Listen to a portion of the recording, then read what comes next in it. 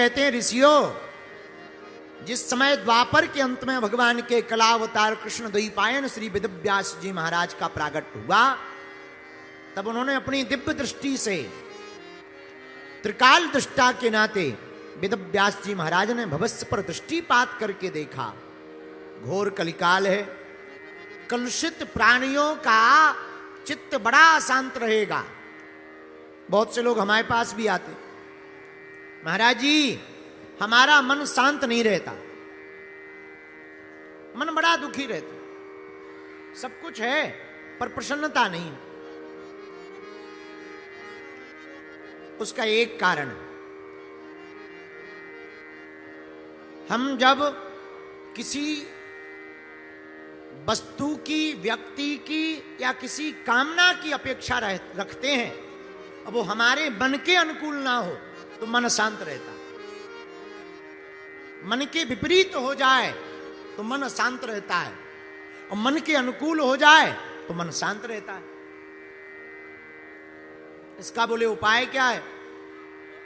बोले जो भी परिस्थिति निर्मित हो गए, जो भी कारण हो गए, व्यक्ति को समस्त परिस्थितियों को भगवान की कृपा मानकर स्वीकार करनी चाहिए, जिससे कभी भी मन शांत नहीं रहे।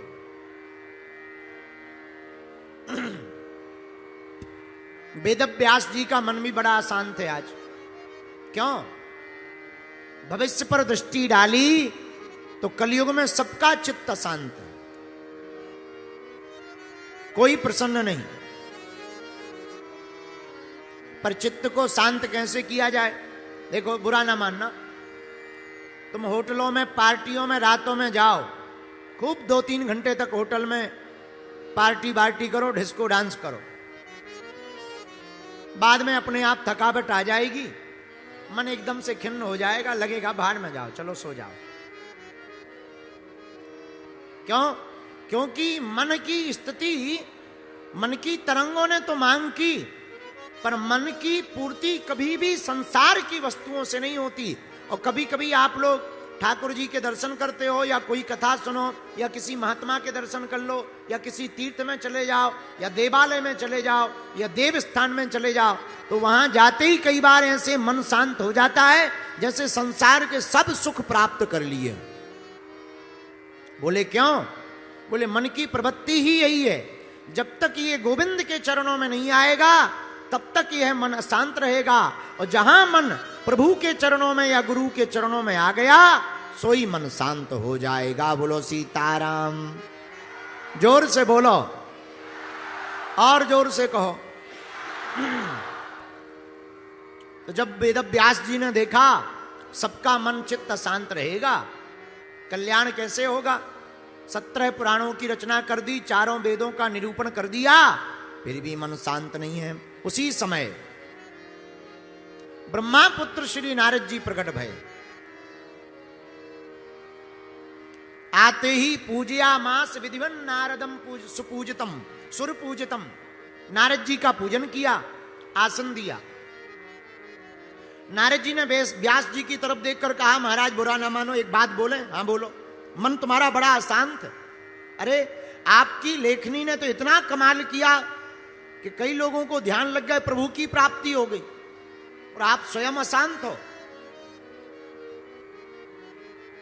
वेदव्यास जी बोले, महाराज क्या बताएं,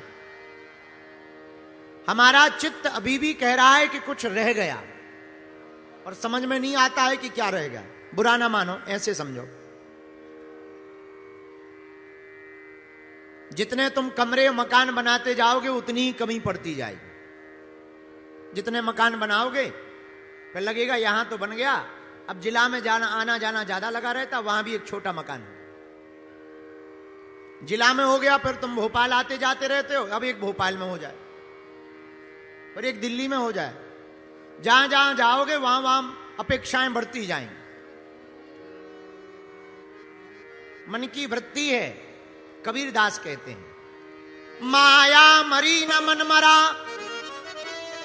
मर मर जाए शरीर, आशा तृष्णा ना मरी, कहे गए दास कबीर।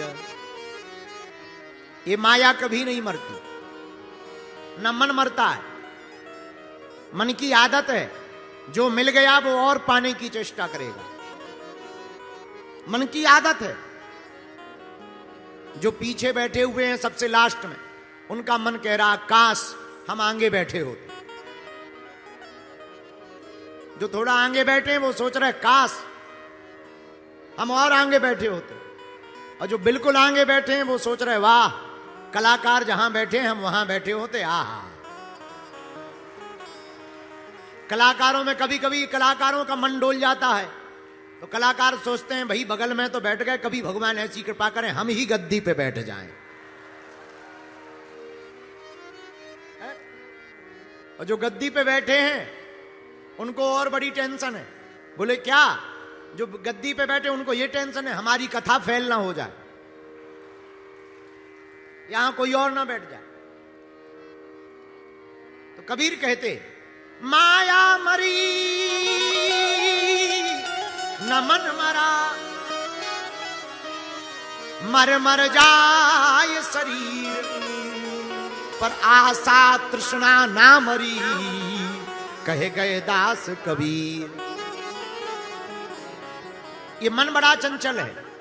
एक संत हमें सुनाया करते थे, ये मन बड़ा चंचल है, कैसे तेरा भजन करूं, जितना इसे समझाऊं, जितना इसे समझाऊं, उतना ही मचल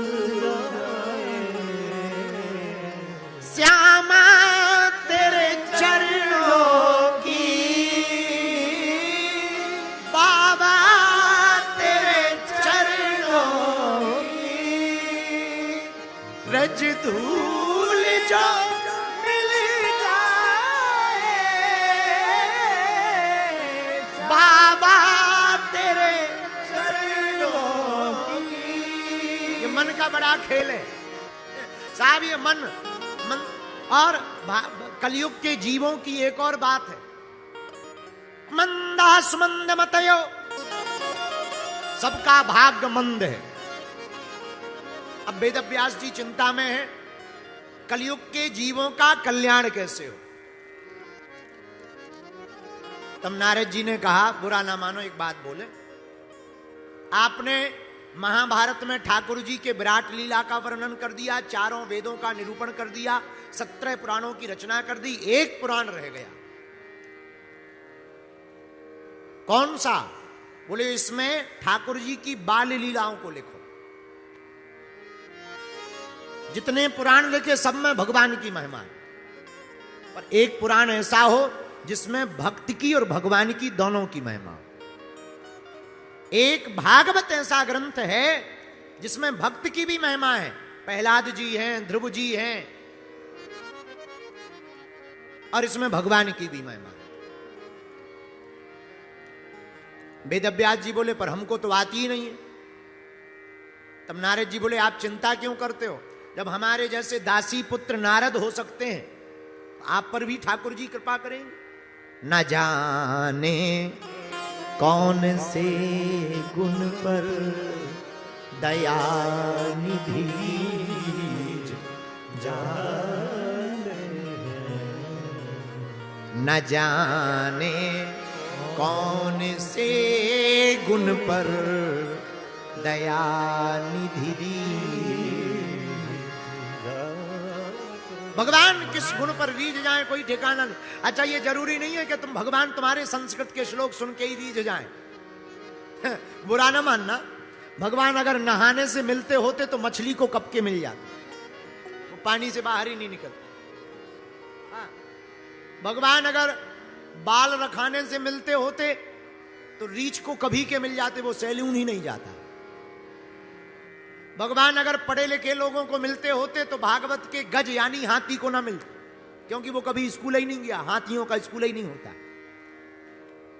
भगवान पढ़े लिखे लोगों को भी नहीं मिलते। अच्छा भगवान सुंदर लोगों को मिलते होंगे, वाह। अगर भगवान सुंदर लोगों को मिलते होते तो कुब्जा को नहीं मिलते जो 3 जगह से टेढ़ी थी। अच्छा भगवान अमीरों को मिलते हैं, अमीरों को ना ना ना, अगर वो अमीरों को मिलते होते तो सुदामा को अपना ना बना। अच्छा, भगवान बड़े लोगों को मिलते, उच्च वर्ग वालों, ना ना ना, निषाद राज, सबरी, केवट, इनको ना मिलते, विदुरानी, और भगवान मिलते किसको है? न जाने कौन से गुण पर दया निधि रीझ जाते हैं, यही सब ग्रंथ कहते, यही सब वेद गाते,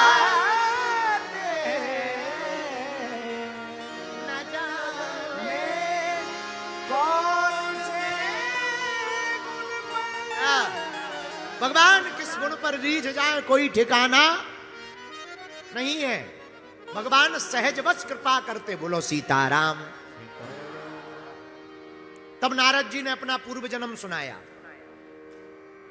महाराज, हम नारद जी नहीं थे पूर्व जन्म में ना, दासी पुत्र थे। हमारी माता जी घरों घरों में जाके काम करती थी, तब भोजन मिलता था। अब व्यास जी चिंतित हो गए, चौंक गए, अरे फिर तुम नारद जी कैसे बने? बोले महाराज वही तो बता रहे, सुनो। चातुर्मास का महीना आया, 4 महीने होते हैं बरसात के, उसको चतुर्मास कहते हैं। उन 4 महीनों में संत ज्यादा आते जाते नहीं, एक जगह टिक जाते। नारद जी बोले महाराज हम थे दासी पुत्र, हमारे पिताजी तो थी नहीं, माताजी अकेली थी, वो गांव घर घर जाके सेवा करती, गांव में संत आ गए। चातुर्मास का महीना 4 महीने महात्मा रहे, गांव वालों ने हमारी और माताजी की ड्यूटी लगा दी सेवा में। माताजी तो रोज भोजन पकावे, हम रोज महात्माओं के लिए कभी फूल ले आवे, कभी फल ले आवे, कभी बढ़िया जो है उनके बर्तन को साफ कर दे में, वो शाम को बढ़िया बढ़िया मीठी मीठी कथाएं सुनावे, हम कथा सुनवे, सुबह कीर्तन गावे, हम छोटे छोटे हाथों से ताली बजावे, कीर्तन गाले में बड़ा आनंद आने लगा। महाराज कब 4 महीने हो गए पता ही नहीं लगा। 4 महीने पूरे हुए तो महात्मा जाने लगे। नारद जी बोले व्यास जी महात्मा जाने लगे तो हम बच्चे ही थे, हम भी पीछे पीछे चल दिए। महात्माओं ने पूछ लिया बेटा कहां जा रहे हो? महाराज जहां आप जा रहे हो सो हम जा रहे। बेटा ऐ सुना कर, अगर तू हमारे साथ चले जाओगे तो तेरी मां गाली बकेगी कि महात्माओं को बेटा सेवा में दिया था, बाबा बना दिया। बाबा बना के ले गए, गाली और देगी। जा माता जी की आज्ञा ले आओ, माता जी हां कह दे सो आ जाओ। नारद जी बोले व्यास जी हमें पता था मां आज्ञा नहीं देगी, हम बच्चे हैं। महात्मा चले गए। जाते जाते हमने कहा महाराज कुछ दे दो, तो उन महात्माओं ने एक माला दे दी, ले इसी का जाप कर, भजन किया कर घर पे बैठकर, और जब माता जी आज्ञा दे दे सो हमारी तरफ आ जाना। उत्तर दिशा में महात्मा चले गए। नारद जी बोले व्यास जी हम भी छोटे बच्चे ही थे, घर आ गए। अब तो सुबह शाम एक ही काम, हा माला ली और जो मंत्र दिया वही मंत्र लगे ठोकने। सुबह शाम माला जप में, और ज्यों ज्यों हम माला बढ़ावे सोई हमारी माता जी की दिल की धड़कन तेज है गई। क्यों? कहीं बेटा बाबा ना बन जाए। माताओं को और कोई दिक्कत नहीं होती, बेटा चोर बन जाए, डकैत बन जाए, नो प्रॉब्लम, पर बेटा बाबा ना बन पाए, ये बड़ी प्रॉब्लम। बाबा ना हो जाए। नारद जी बोले व्यास जी हम घर पे बैठे भजन कर रहे थे, एक ज्योतिषी जी आए, सोई हमारी माता जी बोली महाराज और तो आपकी कृपा से सब बढ़िया है, बस रुनक झुनक करती हुई एक छोटी सी बहुरिया घर पे आ जावे, दुल्हनिया हमारे बेटा की घर पे आ जावे, सो बड़ा आनंद है। नारद जी मन में सोचने लगे हे भगवान हम तो सोच रहे कब माता जी आज्ञा देवे हम संतों के पास जावे।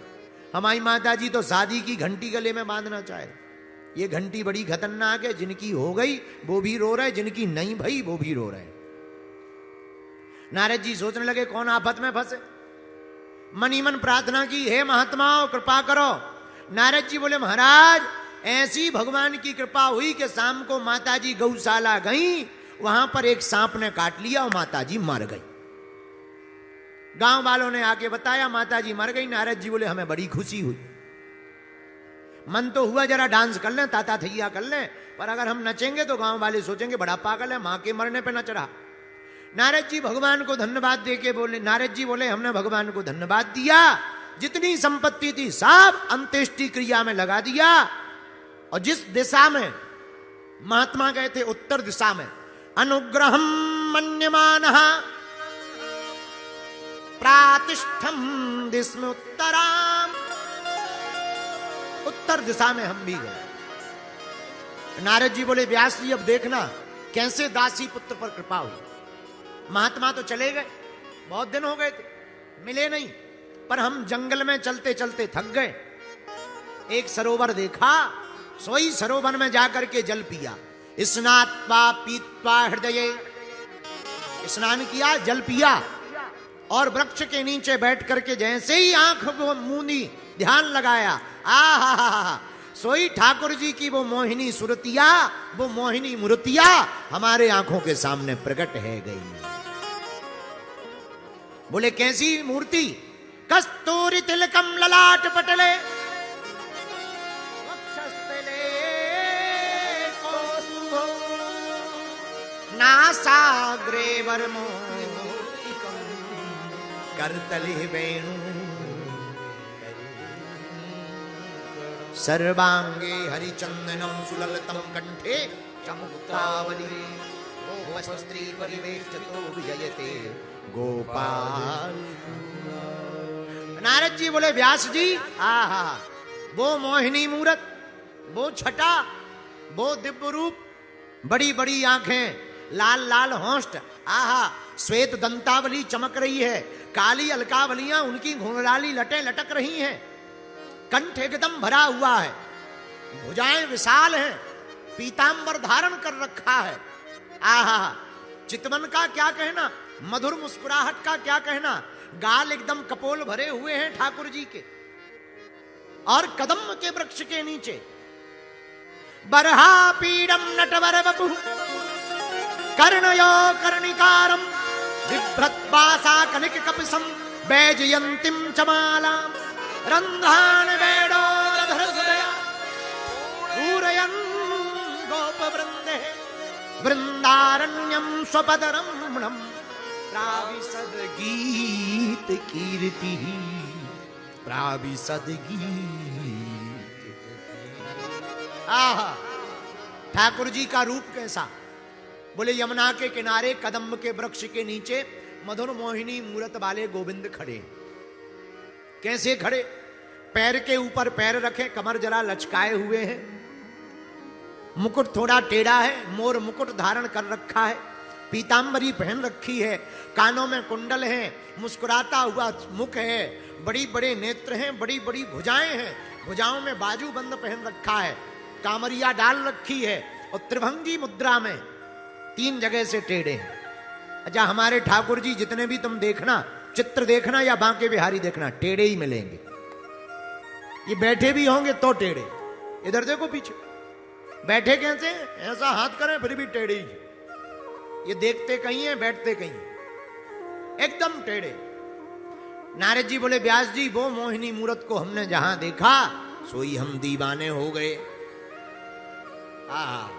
वृंदावन के कदम्ब के वृक्ष के नीचे ठाकुर जी त्रिभंगी मुद्रा में खड़े हुए, अधरों पर वेणु लिए, वेणु मतलब बंसी, अधरों में वेणु, बंसी बजा रहे, और बंसी की ऐसी धुन बजा रहे कि जो यमुना जी का जल बह रहा वो वेणु के स्वर को सुनकर के स्थिर होकर के पत्थर हो जाता, पर वेणु का इतना स्वर तीक्ष्ण है कि जो गोवर्धन पर्वत के पत्थर हैं वो बंसी की धुन को सुनकर के पिघल करके बहने लगते हैं।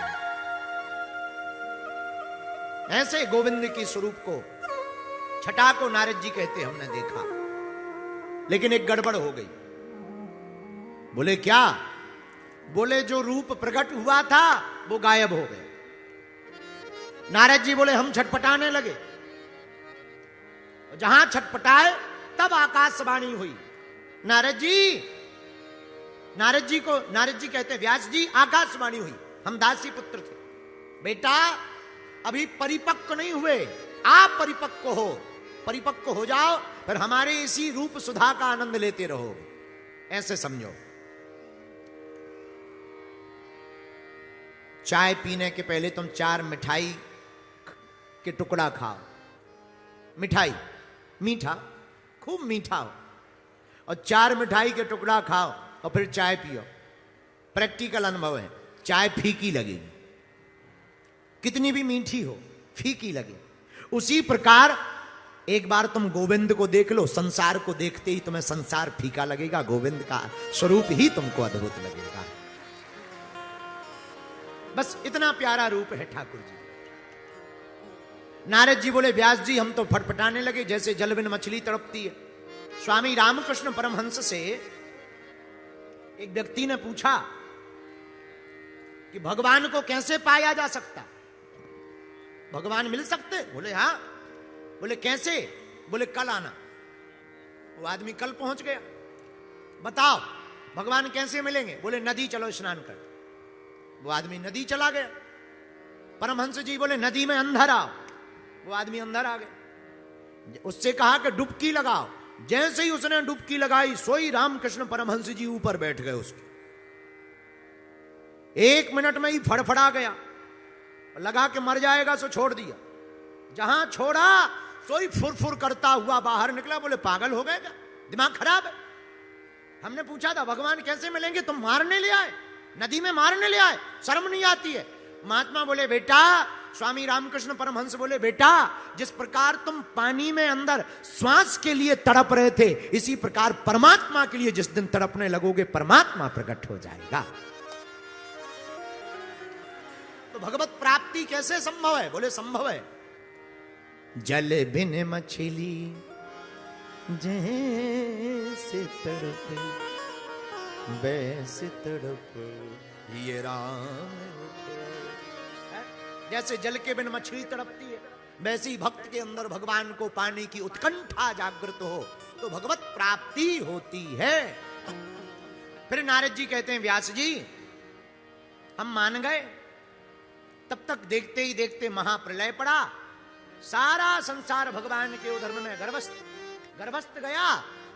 पर उसी दासी पुत्र में क्षणिक संत का संग मिलने के कारण नारद जी बोले महाराज हमारा दूसरा जन्म ब्रह्मा पुत्र नारद के रूप में हुआ। ये संतों की महिमा है। क्या महिमा है? दासी पुत्र नारद जी हो गए। अब तो व्यास जी बड़े प्रसन्न हो गए। उनके मन में भी भागवत के नवीन नवीन नूतन नूतन श्लोक प्रकट होने लगे। बोलो भागवत भगवान की जय हो। 18,000 श्लोकों की संहिता वेद व्यास जी ने प्रकट की। लेखनी का काम गणेश जी ने किया।